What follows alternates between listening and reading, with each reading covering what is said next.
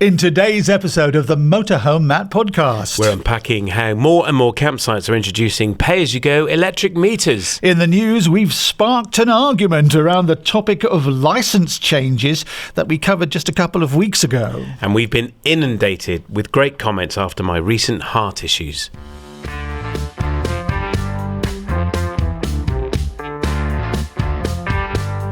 Welcome to the Motorhome Matt podcast. I'm Keith Gooden. And I'm Motorhome Matt. Industry insights, expert advice for the world of motorhomes, caravans and camper vans. Brought to you by thatleisureshop.com. And please, we always say it, remember to follow on your favourite podcast app. And hit subscribe and the little bell on YouTube, brought to you by arabasecreative.co.uk. So what are we talking about today then, Matt? Well, a couple of weeks ago, I interviewed David Whitehead from the NCC about the licence changes that could be coming here in the UK. It's called the Fourth Directive on Driving Licences. It's a European directive that's under review in the EU at the moment. And we were given the impression that because of the B+E restriction being lifted... Look at the back of your driving licence if you want to know what he's talking about. There you are. Yeah. So we were given the impression that because that had been lifted here in the UK, so someone who now passes their test today, actually since December 2021, the B+E test was abolished. So you can now pass your driving test and tow a big caravan and drive a big car. In fact, a train weight of up to 7 tonnes. And we were given the impression that would not be recognised in Europe, in France and in Northern Ireland. And it sparks a bit of a debate. And so I decided to go and seek some advice on this. And I asked Fliss, the trailer lady, as she's known, for her comment. Tell me, Fliss, can I tow my caravan that means I can be a 7-ton train weight in France? Yes. Well, even yes, you I haven't taken a B+E test.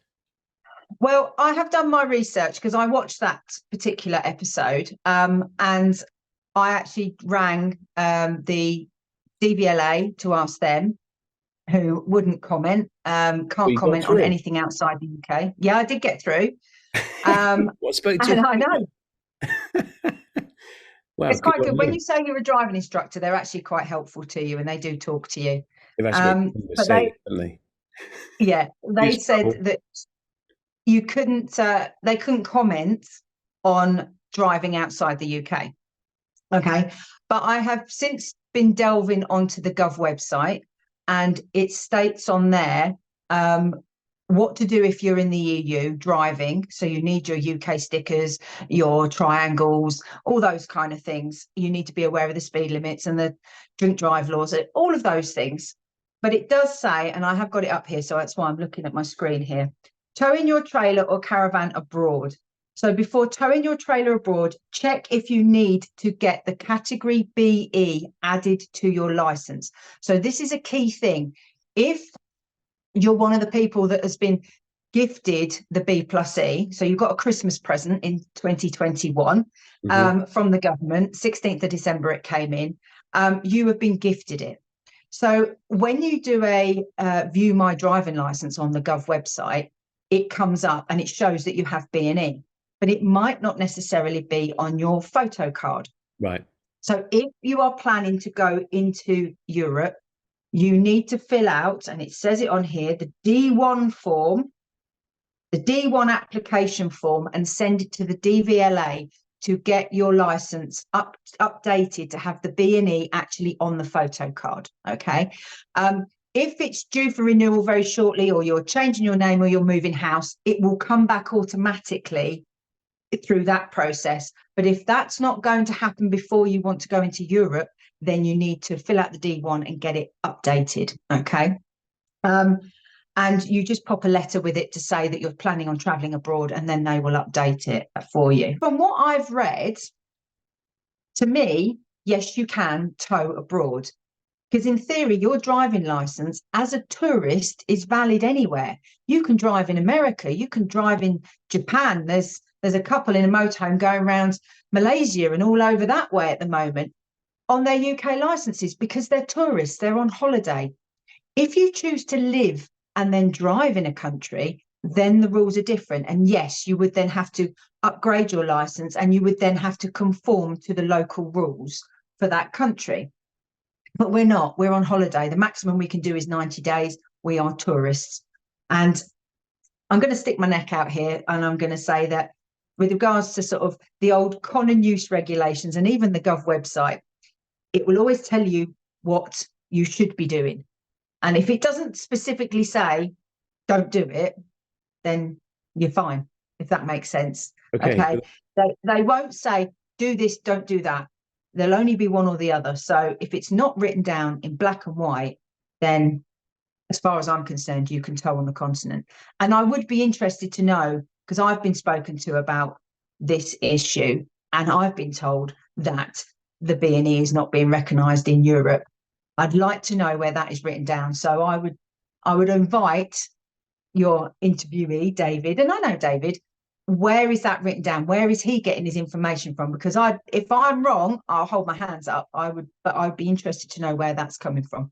As far as you're concerned, because there is no test. There's nothing you can do. No. Is there? There's nothing you can do to give you that qualification to take into Europe. So suddenly we're blocking trade and holidaymakers from going into Europe because they can't tow. That doesn't compute for me. So Fliss, as far as you're concerned, towing a 7-ton train weight, so which is what anybody passes their car test can now do since December 21, is perfectly legal in France, all over Europe, and in Northern Ireland. As far as it's saying on the Gov website, yes. So that's Fliss, the trailer lady. She's fully qualified to make a comment, isn't she, Matt? Yeah, she's qualified driving instructor and does driver training on towing caravans and driving a motorhome close to her own home area of the east of England, and attends loads of the shows and runs the training at the NEC show in Birmingham as well for the Camping and Caravanning Club. So, yeah, she's the lady in the know. And as she said, she spent an hour on the phone to DVLA and actually spoke to a human, and they wouldn't give her an opinion. So it's interesting to see what she says. There's nothing actually written down to say you can't. Therefore, does it mean you can? Well, we aren't sure. So do you know? Are you an expert in this? If you are, please get in touch. How do people do that then, Matt? Very easily. Go to mhmp.info/Ask Matt. You can fill in the form, or you can actually record your comment there on the little orange button. We'd love it if you did. Tell us where you are in the country if you do that as well. It's just great to know where you are, isn't it? We need the information and the clarification. Information and clarification. Yes. Yeah, very good. It's a bit of a confusing one. You know, we're a bunch of people that love a rule and being on the right side of it. It's a British thing. Is it? Yes, Okay. yes. If you go to somewhere like Italy or France, they've got the rules, but they just ignore them. Just don't care. Yeah, so we want to know, can we do this? So it's created a bit of fear in a number of groups I've seen mentioned on Facebook that you can't tow this big caravan in France. Now my thought is, well, actually, you know what? I can do it in the UK, therefore I can do it in Europe. So it doesn't say I can't unless you tell us otherwise. So please let us know. Yeah, if in your experience, have you been stopped when in France, and have you been penalised? We'd like to know. You're the expert. Also in the news today, Edmund King, he of the AA. I believe he's the president, isn't he? He is the president, the lovely Edmund King, yeah. President. That's not his job title, the lovely Edmund King, by the way. That's should be. Not on his business card. I don't think. Edmund King has been appointed co-chair of the new EV, Electric Vehicle Infrastructure Forum, by Secretaries of State for Transport and Energy Security and Net Zero. Punchy. Yeah, it is punchy. Could this be one of the quangos that the government was going to have a bonfire of a few years ago? Was it quasi something? Oh, yeah, I can't remember. Governmental organisation. Yeah. Anyway, they say on behalf of consumers, this new EV infrastructure forum will be pushing for an efficient, affordable, accessible charging infrastructure across the UK. Details of membership have not yet been determined. I have got one question. It's a bit late, isn't it? Well, it's Edmund to the rescue. Do you know what? He's Edmund V. King, which is EV King. Perfect. Made for the job. Couldn't be a better person for it. So we'll see what developments come there. EV infrastructure. Yeah, well, I think the first thing to do is get your spade out and start creating one, isn't it, really? Start putting more chargers about. Anyway, maybe you're an EV driver who loves the EV infrastructure where you go in your car. Let us know. It's a constant debate here on the podcast, isn't it? It is. And by the way, if you're listening, Sir Edmund, is he a sir yet? No, not yet. Not yet. If you're listening, Sir Edmund, lampposts. Put them in the lampposts. That's the obvious thing. Yeah, that's easier said than done, though, because lampposts are fairly low voltage, aren't they? Well, they are at the moment, but you could always run more wires because there must be wires going to them through trunking. There's tons of innovation coming. Pavement slabs with sockets in and pre-cabled and stuff. It's all going to happen if we end up going down an EV route. How about a solar panel sombrero? You just plug yourself into your car. Yeah, thank goodness they didn't appoint you. Yeah, I could have done with the cash, though, I must admit. Well, OK, we're leaving it up to you in your forum, Sir Edmund, and please keep us updated. We'd be very interested to know. I'm sure we can get Edmund back on the podcast. He's a friend of the podcast, so I'm sure we can get an update with him at some point in the future. Let's let him get his feet under the table first. Welcome, Michael. Hello. How are you doing? Yeah, I'm great, thanks. Brilliant. Now, this month, we're very excited about Campervan Camp Out, which is taking place the 3rd to the 5th of May. This is the second time this show's run, hasn't it? Yeah, we launched it last year as a bit of a new concept show. This is quite a different show to all the others, isn't it? This is far more of a music festival with music all day. Live stages. We've got a long list here. Should we go through what's going on at this event? Firstly, though, where is it? It's at the South of England show in Ardingly. Is it Ardingly or is it Ardingly? I say Ardingly. I say Ardingly, but I constantly get corrected. It's Ardingly, Matt. Probably correct. Let's say West Sussex. Do you live near there? Let us know. Anyway, it's really family friendly. That's the big thing with this festival, and it is a festival rather than a show, isn't it? And music all day, every day on outdoor stages, as we say. Big headliner this year, Chris Moyles. Yep, Chris Moyles is bringing his 90s hangover tour. The Radio 1 fame. So that'll be exciting. We've got a silent disco every night. Yeah, so that you joined it last year. We loved it. I did drink too much and fall over. It's true. Yeah. It's on sand, though, so that was a relief. Yeah, it was a big hit, so we've expanded that, and now it's going to be the silent disco beach party. Amazing. And it's going to be brought to you by VDub Radio. Yeah, there'll be free DJs. Lovely guys they are. We've got the Camp Out Hub. This is a big feature at this show. It's sponsored and hosted by none other than Motorhome Matt. So I'm going to be there all weekend. I'm the compere. I'm really excited about this event for this reason. Not because I'm sponsoring it, but we got 15 guest speakers, 24 free talks. You're working me hard that weekend, Michael. I'm not going to lie. You're going to be a busy guy. Yeah, it's going to be brilliant, though. Gosh, I'm not going to bore you now with all the topics. There's a lot of them. So if you're coming along, make sure you visit the Campervan Camp Out Hub. It's going to be awesome. What else we got going on, Michael? You've got the Wellness Sanctuary. So you've got Lindsay and Jessica, the Conscious Heart Warriors, which if you've not met yet, they are two of the nicest people in van life. Yeah. They've created a whole wellness and holistic area, and they're bringing 15 different practitioners in to do all sorts of things. So they do their breath works, there's yoga, ecstatic dance, massaging. Ecstatic dance. So it's a bit like silent disco, and you can do it blindfolded or not, and it's about feeling the music and not letting yourself go and going with the energy. I'm with it. And Let's do it. There's massages, there's oracle cards, there's mediums, there's everything. So that's the Wellness Sanctuary, and that's sponsored by the Caravan and Motorhome Club. Yep. Need to mention them. We've got family activity zones, sponsored by the Caravan Camping Club, arts and craft tent, face painting and glitter. Yep. So let's get a massage, and then we're going to get our faces painted. Should we do that? Okay, yep. Right, fine. We've got foraging with Urban Forage as well. Yeah, that was another big hit from last year. So Urban Forage will be there doing foraging walks some for adults and for children, doing his foraged goods cooking demos. Yeah. And he's doing some talks as well, and he's got his forage food stall. Now, as well as motorhome campervan dealers selling their wares, loads of motorhomes campervans for sale at this show as well. We've got a self-build show. Yep. So we've got quirky stuff that's been self-built, and there's a whole area, isn't there, which is dedicated to self-build. Yeah, we've invited a whole eclectic mix of, you've got converted ambulances, converted lorries, you've got touring with kids bringing their massive 7.5 ton lorry, yeah. You've got sprinters, everything you kind of think of that can be there to let people have a look around, so you can meet the people that actually made them, ask them any questions you've got. Brilliant. So if you're thinking of converting your own, this is somewhere to go, definitely. We've got the shopping village. Yep. So we've got loads of accessory shops. Our team from That Leisure Shopper there, I'm going to get that in. Yep. And it's a dog-friendly festival. As well as being kid-friendly, it's dog-friendly. Pools in the pool. What's that all about? So we have an on-site swim pool for dogs Brilliant. and adults, so you can swim with your dog. I know, you're all right. Yeah, I'm not taking Reggie in the pool with me. He'd go mad.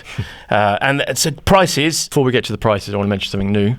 We've gone even further on the self-build world, and we have Carl, who puts on the van life and overland celebration at Newbury. Yeah. He's coming. He also has the Built Not Bought campers group. Yeah. So he's going to come down with his own stage and be putting on advice and talks about self-build. People can either drop in and ask questions, or throughout the day he'll put on guest speakers. Brilliant. Sounds great. So pricing then. Prices start for camping the whole weekend, which is Friday to Monday, from £150. You can come as a day visitor too. Prices start at £10. Full details of each day's ticket price is on the web link I'll give you in a minute. How much do we get off with the Motorhome Matt discount? 25% off the pre-book price. Love it. 25% off. So just use the code Motorhome Matt, one word, when you're buying a ticket. You can find out more at mhmp.info/Warners. It's the Motorhome Matt podcast. I'm Keith Gooden. And I'm Motorhome Matt. And it's brought to you by thatleisureshop.com. Okay.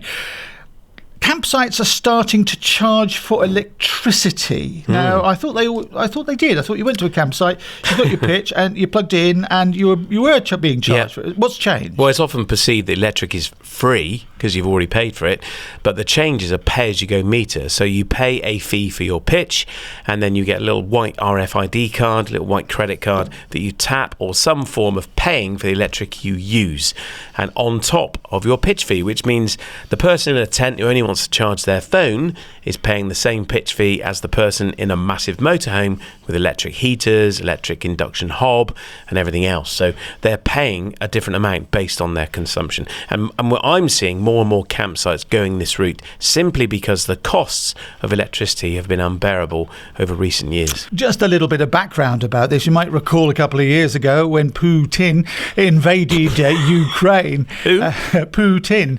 He invaded Ukraine, and the EU and others, not so much Great Britain, by the way, the UK, they were buying gas and electricity from Russia at pretty good prices. When he saw the sanctions being levelled against Russia, what he did was to turn off the taps and switch off the switch.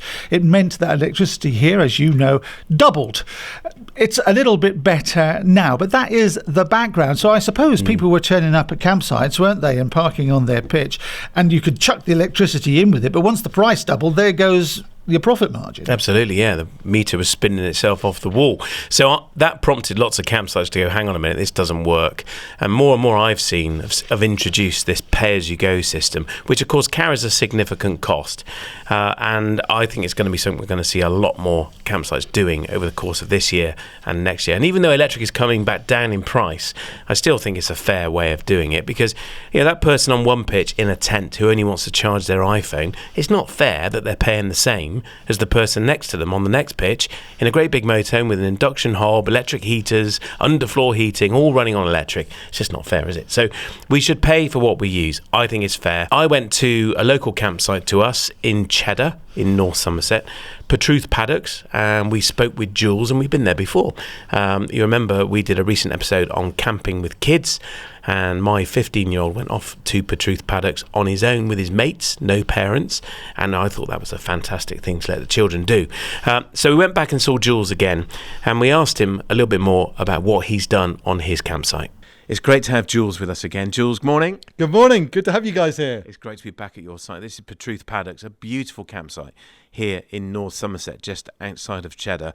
Now, you've been doing something very, very innovative. We've been talking about what you've done, but why have you done it? Okay, so we were faced a year or so ago, like everybody, with a huge rise in the kilowatt hour charges by our supplier. We were going to go from 15p per unit to just under £1. That was going to take our annual bill from £20,000 a year to £135,000. Maybe sit up and investigate. And as best I could, it was a bit of a wild west out there, to be honest, in terms of what was going on. It was a time you'll remember when prices were going up and down and no one really knew what was going on. So we had to try and trap them somewhere and get a contract for 3 years, which we managed to do at 37p a unit.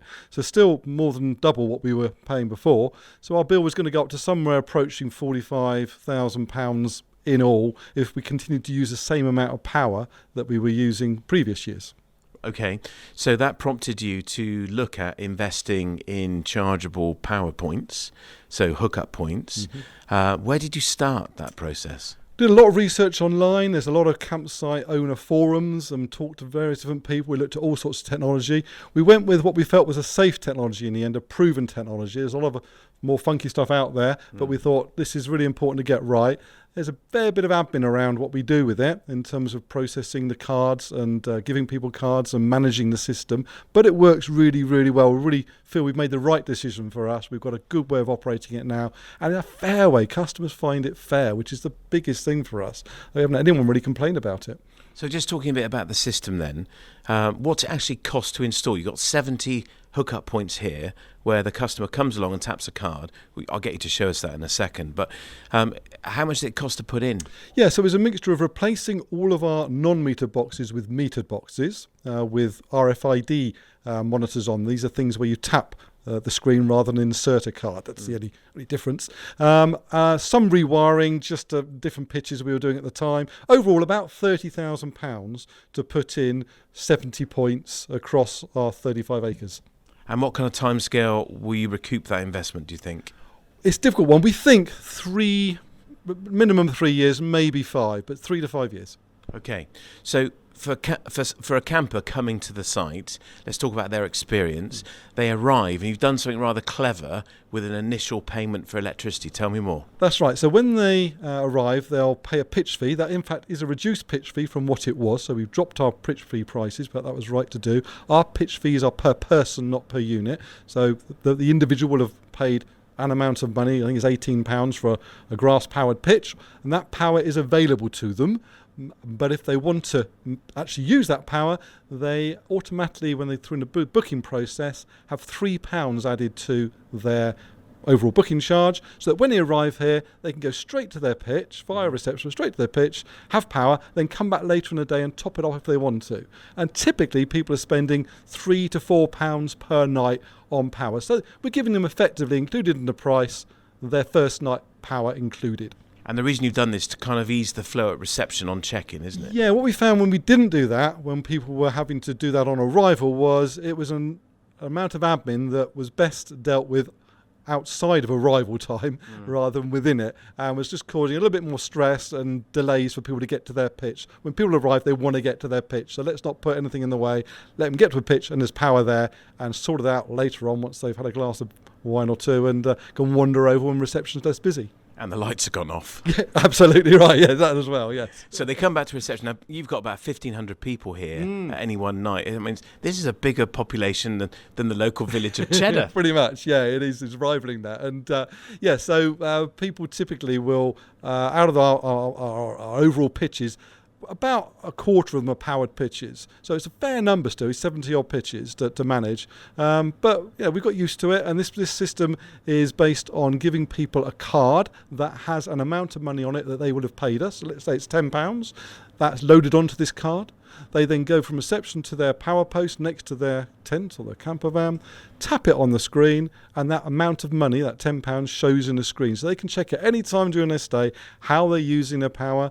And it's been a surprise for a lot of people as well in terms of the amount of power that's consumed for heating devices. Especially this time of year, we've seen people use 3 or 4 times as much as they expected because they've got a heater on. So we brief them, we say, if you're going to use an electric heater, it is going to use an awful lot of electricity. Think about it. Maybe get a diesel heater, maybe use a gas heater, or use your electric heater carefully because it will chew through electric. So are you finding that a byproduct of this then is that you're actually educating your guests here on their own power consumption? Very much so, yes. We've seen a drop by at least a third in our overall usage on site of power. And that's primarily because people now are thinking about their power. People before would heat their awnings whilst they're out for the day, genuinely would. They'd have a big motorhome maybe with heated flooring on, not realise they'd left it on. And lots of switches and things that they could turn down, and they weren't aware of these things. A lot of people... The motorhomes are quite complicated, and for new people, new owners especially, it's a journey of discovery, finding out what's taking power. And we help them with that advice early on, and they approach it with caution rather than naivety.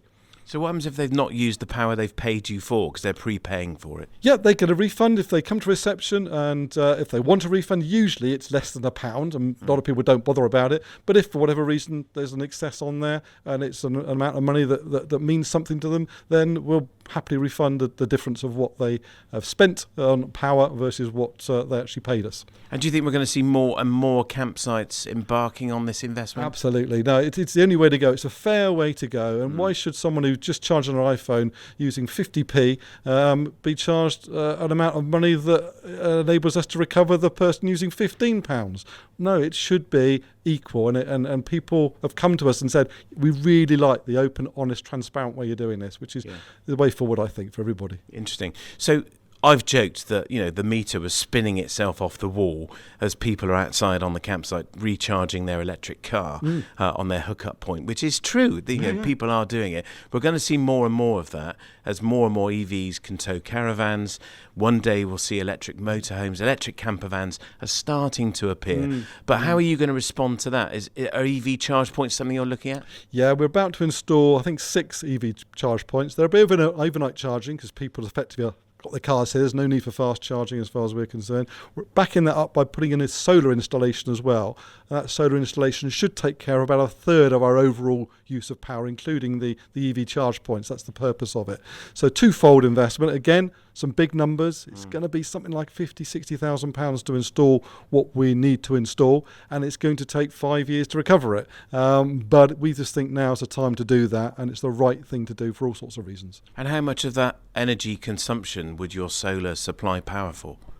So out of our overall use for this reduced overall reduced amount of power we're now using, I alluded to earlier, about a third of it we're taken up by solar, 2/3 by main grid at the moment. That may change in the future. That's the current plan. Yeah. It's brilliant to get an insight, Jules, into this system and the investment you've made. It's a huge number, isn't it? It is. And money these days costs an awful lot more to borrow than it did even a few years ago. And products cost a whole lot more than they did as well. So it's strike while the iron's hot as far as we're concerned. It's get in there, just get on and do it. And everything we generate from the site here goes back into it. And you've seen the site generate over 22 years. The site's a very different site to the one we started with, but it still keeps the same non-commercialised feel. Everything we do is checked. Is this going to change the look and feel of the place? If it is, we don't do it. It's simple as that. Well, it's great to get the insight and a look behind the scenes of some of the numbers of what's gone on and the thinking behind this development. It's fascinating. Where can people find Petruth Paddocks online? So both on our website, petruthpaddocks.co.uk, and on our Facebook page, Petruth Camping. Brilliant. Jules, thank you so much. And if you're travelling through North Somerset, do make sure you put in a visit to Jules and the family here at Petruth Paddocks. Thanks again. Great to have anybody like to come for the first time, or our repeat customers are always welcome back. That's Jules Sayer. He's the owner at Petruth Paddocks in North Somerset. Cheddar, where the cheese comes from. It is. Now, we predict more campsites will do pay-as-you-go electricity. And you made the point, actually, we've seen the peak in electricity prices, haven't we? They are beginning to come down. I think they're 25% there or thereabouts, less than they were a couple of years ago. But you think more campsites are going to go pay-as-you-go? I think why? So. Because I think it's a fairer way to do it. It's fairer for the campsite. It's actually fairer for us, the consumer, so the camper, and we pay for what we need. But what I thought I'd do is go behind the scenes and speak to the company that actually installed the system on Petruth Paddocks, and they are installing systems across the country. They're called CPES, and I spoke to its owner, Ted Waring, and I asked Ted, is your phone ringing off the hook? Well, yes, we've had an increase in uptake the last 2 or 3 years for metering solutions for pitches on touring caravan parks, motorhome parks, because basically of what's happened with utilities, specifically electricity, and how since what's happened out in Russia, Ukraine, we've seen our cost of electricity, both for home and business use, go through the roof. We've seen an increasing level of interest in the metering system because it offers a fair way of charging for electricity, whether you're a single occupant of a motorhome or touring caravan, or you're a family of four. If you consume more electricity, you're going to pay for what you consume based on that. So it's fair, it's transparent, and it's very easy to use from both the park operator's point of view and the holidaymaker's point of view. That's true, but it's a significant investment for a campsite. Often they're a small family business, Ted. Is that a barrier to entry for a campsite operator to invest in this? It's not too much of a barrier when you compare it to what the alternative is. And the alternative is, if you've got age-old metering systems in place in your existing park anyway, the fact that those existing meters may not be recording correct consumption. Some of them are open to abuse as well, because if it's an alternative card-based system, these cards are available to buy by anyone on the internet. So, we've seen the uptake from small CL sites to touring parks with 200, 300 pitches, and it's an ever-increasing demand for the system. So you think this is something we're going to see a lot more of in the coming years? I think it's something we will see a lot more of, and I think it's the transparency of it and the way it's a reflection on what you as a consumer want to pay for. I think it's going to be an ever increasing demand. Brilliant. Well, that's good news for you, Ted, as the man that installs it and sells it. And yeah, for we a campsite, we supply it for others to install. It's quite easy. Brilliant. Okay, and where can a campsite operator find out more about your business, Ted? Because I know we have lots of campsite owners listening to this. Yeah, well, they can find out more by visiting our website, which is cpes.co.uk. We have a number of trade events that we attend around the year as well, which most of the park operators attend, or simply just pick the phone up and have a chat. Brilliant. We've got information we can supply first on the system and how it can benefit you as a park operator. And we'll willingly supply, we'll willingly talk to you and give you recommendations from parks that have already installed it. Brilliant. Ted, thank you so much for joining us. No problem, Matt. Appreciate it. Ted Waring is the sales director at CPES, that's Caravan Park Electrical Services. So he's supplying the black boxes, which mean that we park on the pitch, pay the pitch price, and that's not easy to say, and then pay extra for our electricity. I mean, whatever way you cut it, even if it's the Green Revolution, we're paying more, aren't we? It's more money. It's more money, provided, well, it could be if the campsite don't drop the pitch fee, and the cynics will say, well, that's what's going to happen. But it's interesting, Jules has dropped his pitch fees, so he's now cheaper than he used to be because the electric is on top. The great thing about this, though, is it makes us more mindful about how much electricity we're using. I was chatting to a campsite just the other week, and they are near Birmingham, and of course Crufts was on the other week, wasn't it? And they say their campsite electricity bill is through the roof when Crufts on, because loads of the dog owners leave the heater on in the awning of the caravan, so when they come back the dog's got a lovely warm environment to sleep in, so the awning is heated, and they're leaving it on all day. Well, that's not very conscientious, is it? Just burning fossil fuel all day long, or just burning electric all day long, wherever it's come from. So I think charging for it will make people more mindful of this, and you don't need to leave a heater in your awning on all day. So this caravan park was looking at introducing this system because of their electricity bill. It's just too high. So it will make us more mindful and more conscious about how much energy we're consuming. Let me play devil's advocate for a moment here, because most people don't want to waste electricity or gas or any other form of power. They want to do their bit, but every time we take a step forward in the Green Revolution, it's costing me more money. It's the consumer that's being hit with either the tax or the profit stick. True. Yeah, it's true. You know, we are, I think, getting a bit tired of it, aren't we? Yeah, we have to take responsibility for it. I agree with you, Keith, but and I'm not going to defend it, but we do have to take responsibility for what we consume and how we consume it. And it's interesting, Jules is investing more money for solar, which ultimately means his electric is going to come from the sun. And that's going to be a great business model for him down the line, because the electric is going to be essentially free once those panels are paid for. So commercially for him, maybe he'll drop the fees lower once that's all installed. I don't know. You did say in a Q&A, I think the last podcast or the one before that, in response to somebody's question, that about extras in motorhomes when you're buying a motorhome. You know, if they say, yeah, here's extra, here we'll give you 25% off the solar installation. And you did say, well, if you're plugging in, you don't need solar. It's a cost that you don't need. But actually, looking at this now, if you've got a bit of solar where you can generate your own power, you don't have to plug in to the metered system on the campsite on your pitch. True. And you can generate your own electricity for free. And of course, once you've generated that electricity back for the cost of the solar installation, it's all completely free. Yeah, but that's a lot of nights on a campsite solar panel, isn't it? You're talking about £5-10 a night if you're running your electric, at a reasonable rate all night. That's quite a few nights before you've paid for a solar panel. And I would just want the convenience of being able to pay for electric on site. On our motorhome, there's not much room for a big solar panel. We've been looking at fitting one on it. There isn't a huge amount of space. It's an Adria Twin. There's limited space to have a reasonable solar array on the roof. And so we haven't got one at the moment, but it's something we're thinking about and talking about. But actually, it's not a huge cost. You're saying the consumer's going to pay for it. In the scheme of spending 50 grand or 100 grand on a motorhome, it's not a massive cost. I think it's a change of behaviour, and yes, we do have to pay for it, but I think we just do have to accept that.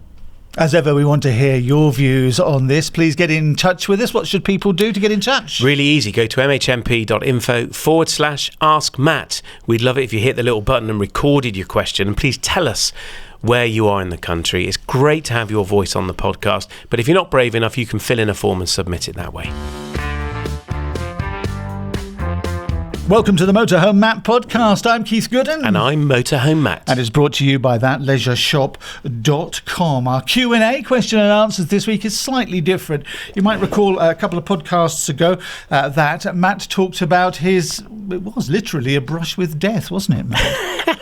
It was. Just recap. Well, I've been suffering for the last 3 or 4 months with a bit of chest ache. It's not really pain, and this terrible cough, which is put down to a post-pneumonia cough. And I've been going to the doctor, had 2 ECGs, which had come back normal, 2 chest x-rays, which had also come back normal, but I knew something was wrong. So I went back to the doctor, trying to chase the final results of a blood test and trying to get rid of the cough, which I've still got. He listened and said, I'm not really very happy about this, Matt. Bear with me a minute. Came back and said, right, I've checked you into A&E. You're being taken there today in an ambulance unless you've got somebody that can take you.